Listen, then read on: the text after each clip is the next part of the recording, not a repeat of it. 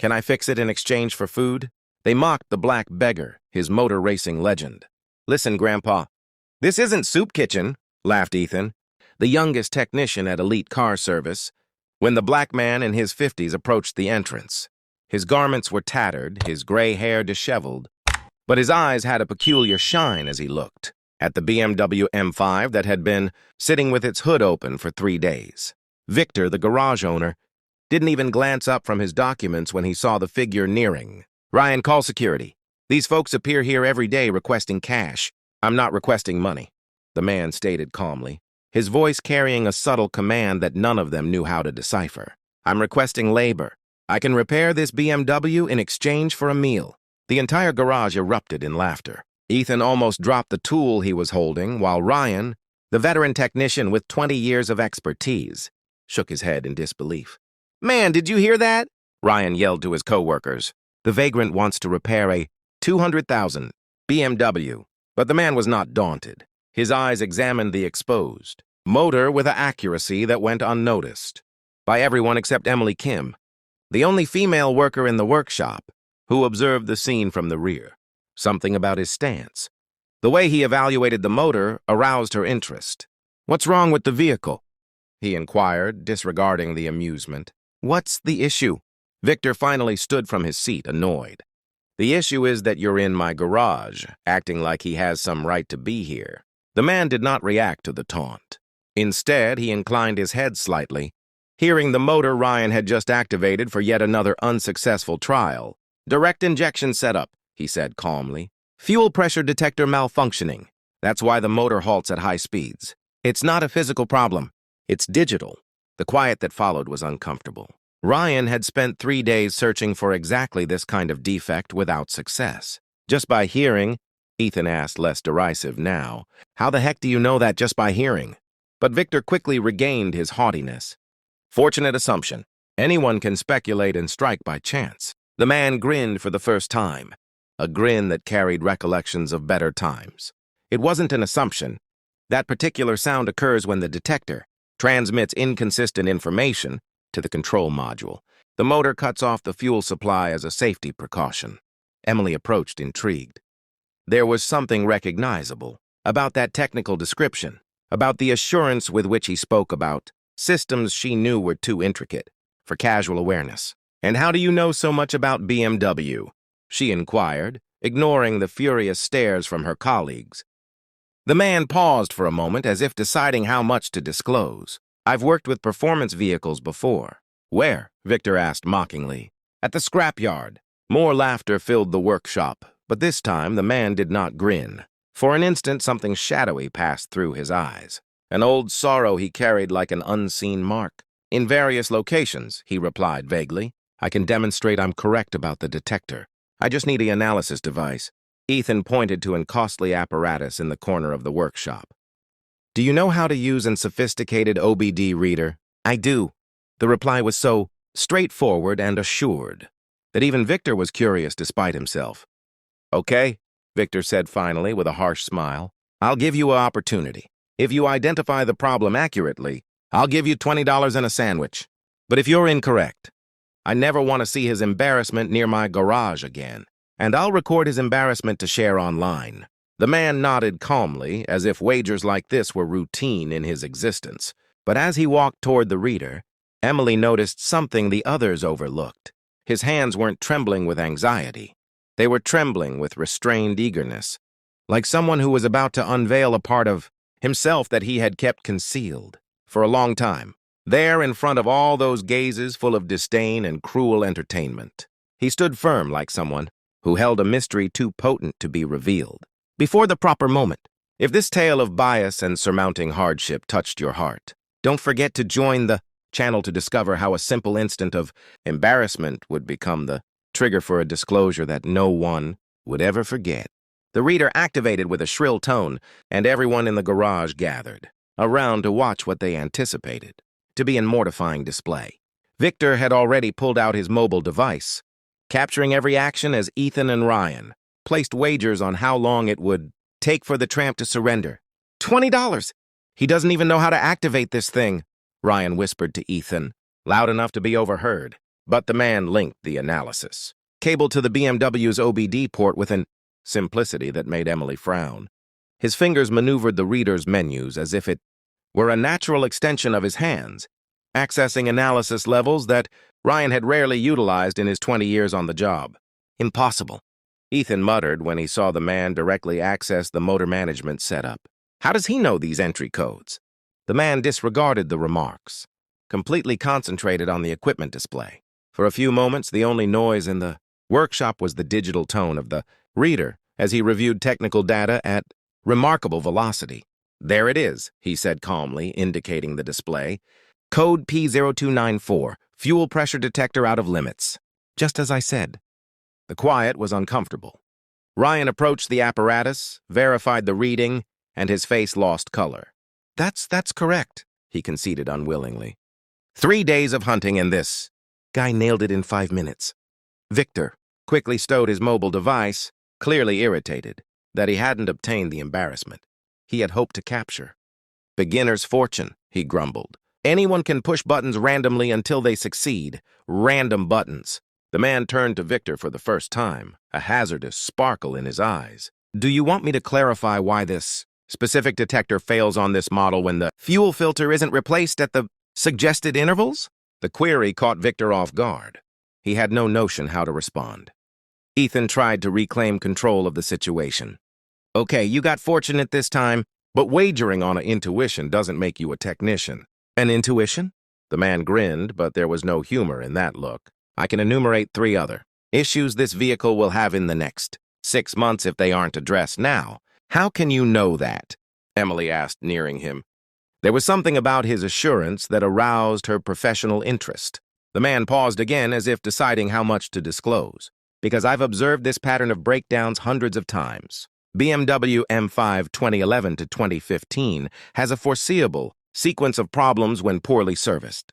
Ryan shook his head in disbelief. Hundreds of times? Where the heck did he labor that he saw? BMW's hundreds of times in places where vehicles like this were the standard, not the exception? He replied vaguely. Victor didn't like the path the discussion was taking. He was losing command of the situation, and his power was being challenged by someone who should have been pleading for food. Listen here, Grandpa, he said, nearing aggressively. I don't know what scheme you're executing, but this is a serious repair garage. We don't need inexpensive stunts to impress anyone. Stunts? The man stared him straight in the eye. Want to see a genuine stunt? Before anyone could reply, he walked over to a Mercedes GLE that had been sitting in the corner for 2 weeks. That vehicle over there. You told the client they need a new motor, right? Victor stiffened. It was true, but how the heck did this guy know that? The problem isn't the motor, the man continued. It's the high-pressure fuel pump, a $200 component. You quoted $15,000 for a new motor. Ethan swallowed hard. How can you tell just by looking? Because I heard the distinctive noise when you started the vehicle earlier. The man walked over to the Mercedes. I can verify it. Emily watched in fascination as he opened the hood and indicated specific parts with surgical accuracy. Look at these fuel conduits, the deterioration here, the corrosion there. These are classic signs of a high-pressure pump breakdown. Ryan quickly checked with another reader and confirmed the identification. His face was red with shame. My God, Emily murmured. If he's correct, we were going to charge the client $14,000 more for an issue that doesn't exist. Victor realized he was completely losing command. It's a fluke. 2 flukes in a row, nothing more. The man stared at him with a gaze that made Victor's blood chill. For a moment, he saw something in those eyes that he recognized instinctively. The quiet command of someone who had directed, who had guided, who had been admired. Fluke, the man repeated slowly, like when he said his identification was beginner's fortune. The strain in the workshop was tangible. Emily felt she was witnessing something much larger than a simple misinterpretation. There were layers to this circumstance she didn't yet grasp. Do you still want that sandwich? Victor asked sarcastically, trying to reclaim his dominant stance. Or are you going to keep feigning to be a specialist on premium vehicles? The man was silent for several long seconds. When he finally spoke, his voice carried a profound grief that made Emily shiver. I've been many things in my life, he said calmly, but I've never feigned to be something I'm not. He started walking toward the door, but Victor couldn't let him depart. The embarrassment he had planned to record had misfired, and that was unacceptable. "Hey, wait a minute," Victor shouted. "You come here cause trouble, do some magic stunts, and think you can exit like some kind of champion." The man stopped at the door without turning around. "Champions don't exist," he replied, his voice almost inaudible. "There are only individuals who have lost everything and still attempt to assist others." And he left the workshop, leaving behind a heavy quiet, and 4 people who were beginning to suspect that they had just encountered someone much more complex than he seemed. Emily ran to the window and saw him strolling slowly down the street, his hands in his pockets, his shoulders slumped like someone bearing an invisible burden. For a moment, she swore she saw him halt in front of a picture of a child attached to a lamppost. One of those lost person pictures that no one notices anymore. What she couldn't see was the tear that ran down his face as he recognized in that child's eyes the same purity that his own daughter had lost 15 years ago on a stormy night he would never be able to forget. Every flawless identification, every instant of embarrassment accepted in quiet. Every day lived on the streets. It was all part of the atonement he had imposed on himself for a catastrophe that still devoured him inside. But what the conceited technicians at Elite Car Service didn't know was that they were dealing with someone who had already lost everything once. And when you have nothing left to lose, each new unfairness only fuels a resolve they could not yet understand. Emily couldn't rest that night. Something about the way the man examined the vehicles, the surgical accuracy of his identification, the way he navigated the digital systems as if it were innate, it all pounded at her mind. The next morning, she arrived at the garage an hour early and went straight to the computer. If her doubts were accurate, there would be electronic traces of that remarkable technical awareness. Direct injection setup, fuel pressure detector, high-pressure pump, she muttered, entering the specific terms he had used. BMW M5 2011 to 2015. The outcomes left her stunned. These weren't details that any technician would know by memory. They were technical specifics that only specialized designers or professional racers would have a complete understanding of. Ethan arrived to find her still fixed to the screen. "Emily, what the hell are you doing here so early, investigating that man from yesterday?" She turned the screen toward him. "Look at these technical discussions. The details he mentioned are only debated in very particular groups of high-speed motorsports. So what? Anyone can read that material on the web." "Ethan," she said patiently. He knew the memory analysis codes. He didn't read it on the web, he knew it. Victor arrived at that instant, hearing the end of the dialogue. "Are you still discussing that lunatic?" "Forget it, Emily. It was luck, fluke, anything but genuine skill." But Emily had found something more captivating. On a specialized discussion from 2007, a user with the handle, Shadow Racer had posted incredibly detailed technical evaluations of the same models that he had identified yesterday. "Victor, look at this," she insisted, displaying the screen. "This individual here was forecasting exactly the issues our vagrant pinpointed, only 15 years before the vehicles reached the market." "Fluke," Victor repeated, but his voice sounded less assured. That's when the workshop door opened and he reappeared. This time he wasn't solitary. An refined, middle-aged lady accompanied him, someone who clearly didn't fit in that working-class area. "Good morning," he said calmly. "This is Sophia Harrison, owner of a Lamborghini Huracan that you said was irreparable." Victor recalled that case had been his largest setback in recent months. A $600,000 Lamborghini with a digital issue that no repair garage in town had been able to resolve. "Ms. Harrison?" Victor stuttered. "What are you doing here with him?" Sophia smiled coldly. "I encountered this gentleman last night in the hotel lot. When I mentioned my vehicle issue, he provided me such an precise technical clarification that I decided to bring him here myself." "He provided you a technical clarification about a Lamborghini?" Ethan asked incredulously. "Breakdown of the hybrid system command unit," the man said calmly. "Dispute between the electric drive and combustion motor software rules. Known flaw in the 2019 models, but Lamborghini never publicly acknowledged it." The quiet in the workshop was uncomfortable. Emily quickly verified the computer and found exactly what he had described, a secret technical notice that only authorized Lamborghini sellers should have access to. "How do you know that?" Ryan asked, arriving at that instant and overhearing the dialogue.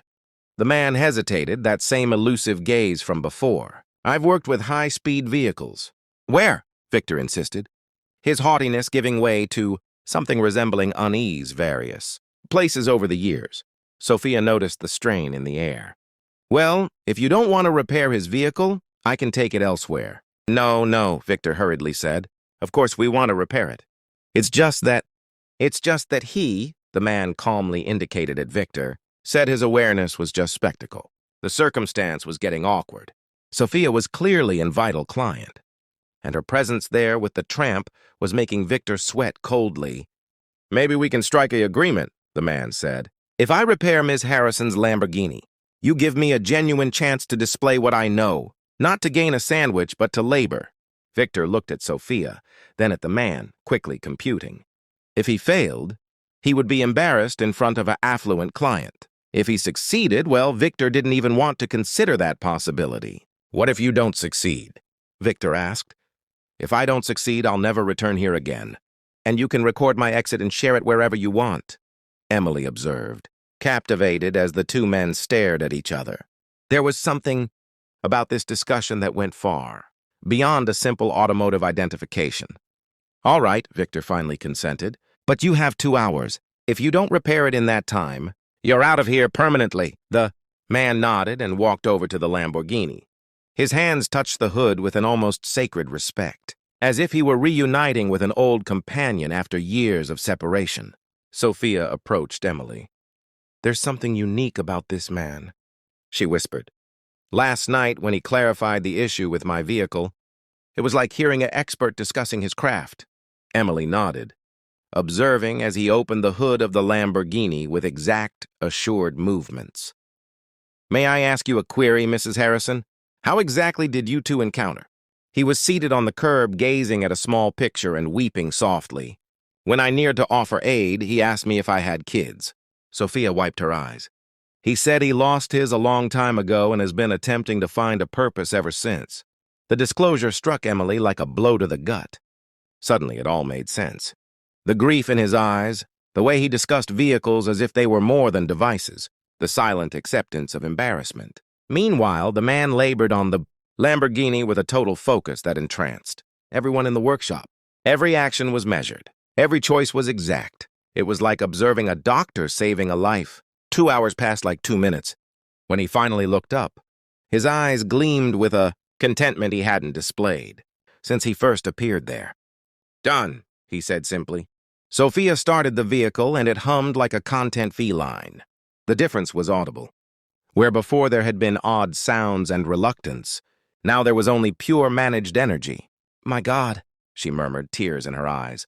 3 sellers told her it was impossible to repair without replacing the entire unit for $80,000. Victor was in astonishment. Ryan and Ethan looked like they had seen a spirit. Emily, however, was beginning to assemble a much larger puzzle. That afternoon, as he prepared to depart after declining any compensation from Sophia, Emily caught up with him on the street. Wait, she called.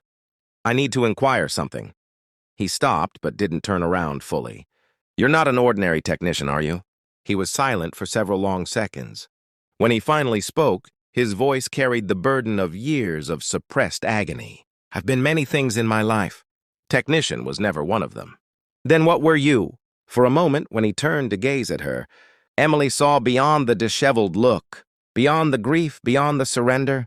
She saw a man who had once commanded $500,000 machines at 300 km/h, who had savored triumph and felt the burden of total loss. I was someone who thought that velocity could heal any agony, he replied, until I found that some injuries only mend when you cease, fleeing from them. And he walked away, leaving Emily standing there, realizing that she had just encountered someone whose tale was much deeper and more sorrowful than anyone in the workshop could have envisioned.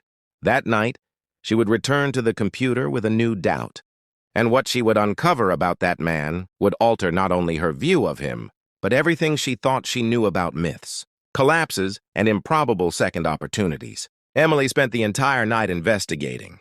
When the sun rose, she had a finding in her hands that would alter everything eternally.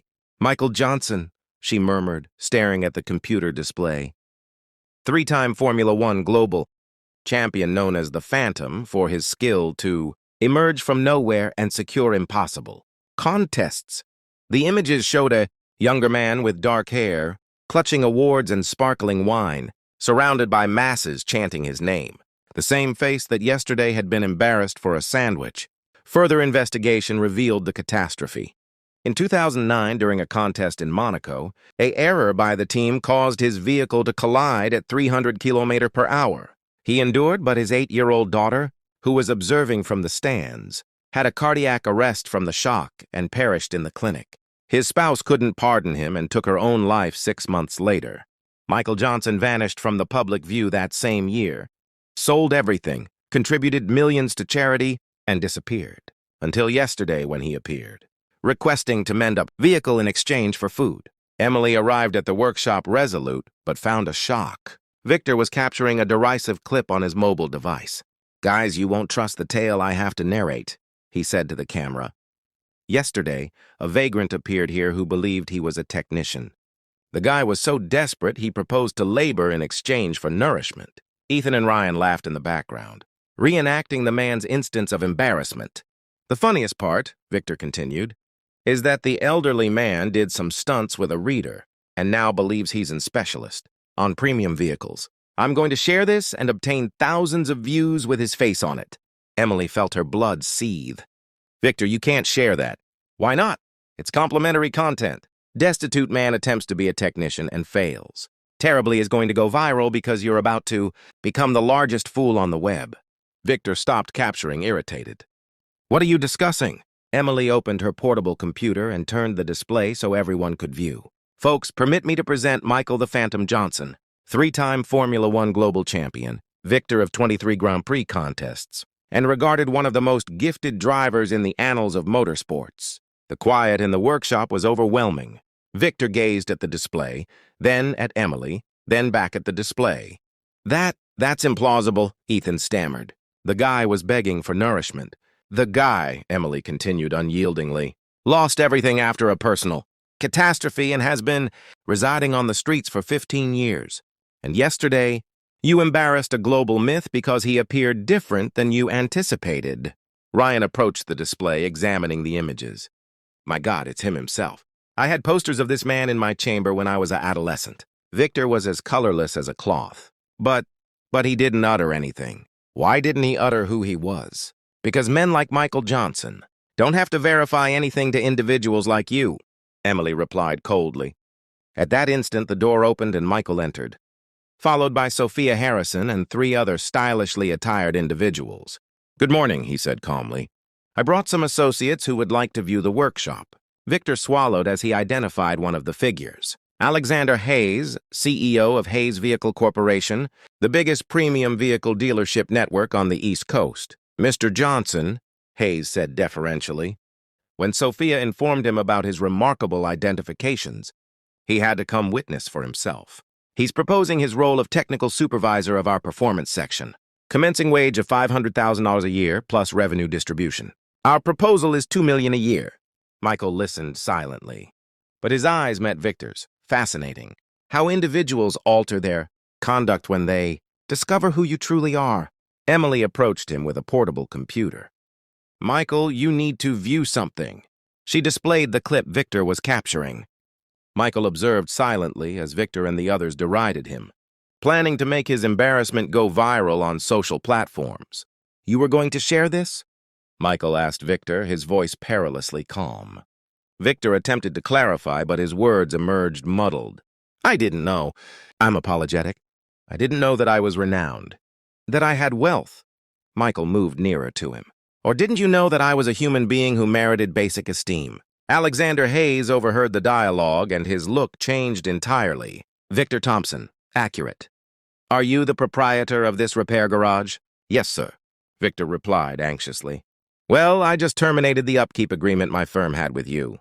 50 vehicles a month, $300,000 a year. I don't conduct commerce with individuals who embarrass vulnerable persons." Sophia joined the dialogue. "I'm also going to suggest to all my companions at the association that they evade this garage. A notoriety like that disseminates rapidly among our customers." Ethan tried to intercede. "Gentlemen, it was just a misapprehension."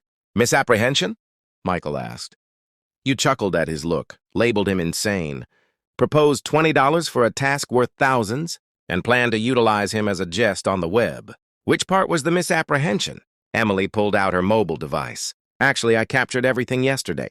She displayed the clip where Victor, Ethan, and Ryan embarrassed Michael, and I already shared it on social platforms with his genuine identity. 15,000 distributions in the last 2 hours. Victor felt his legs weaken. His notoriety, his enterprise, everything was crumbling in real time. Michael turned to Emily. Thank you for trusting me when no one else did. Then he gazed at the entrepreneurs. Gentlemen, I truly value your proposals, but first I need to handle some unresolved matters here. He approached Victor one last time. Yesterday you said I should recognize my position. Today you'll discover what his is. Alexander Hayes handed his card to Emily. Young woman, if you ever desire to labor for a firm that appreciates character over looks, contact me. As the group readied to depart, Michael halted at the door. Victor, that clip you were going to share deriding me? Emily shared the genuine version of the tale. Now the entire globe can view who truly needs to learn about modesty. And he departed, leaving behind a silent workshop and 3 men who had just uncovered the true cost of bias. Victor gazed at his mobile device and saw alerts exploding, furious remarks, clients terminating agreements, providers severing connections. In a few hours, elite car service had become equivalent with bigotry and brutality. Ryan approached the window and saw Michael entering a luxury sedan with the entrepreneurs, while journalists who had arrived to report the tale waited outside. Man, Ethan muttered, we just embarrassed a global myth because he appeared impoverished. But perhaps the most alarming thing of all was not the monetary destruction that awaited them, nor the communal embarrassment they would confront. It was the dreadful awareness that Michael Johnson had coordinated every second of those 2 days, permitting them to unveil exactly who they were before displaying them who he truly was. 6 months later, Michael Johnson was the technical supervisor of Hayes Vehicle Corporation, earning $500,000 a year.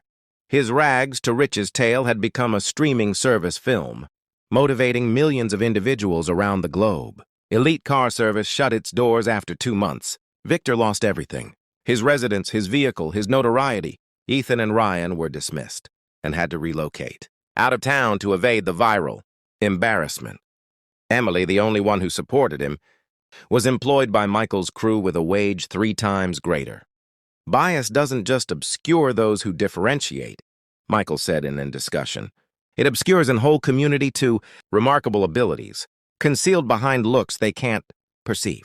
Victor attempted to express regret publicly, but it was too tardy. He discovered that embarrassing vulnerable individuals not only wrecks other people's existences, it ultimately wrecks his own. The finest vengeance was not to demolish Victor. It was to demonstrate the globe that second opportunities exist for those who provide them, not for those who reject them. If this tale motivated you, subscribe to the channel for more tales that confirm it's never too late to acknowledge people's genuine worth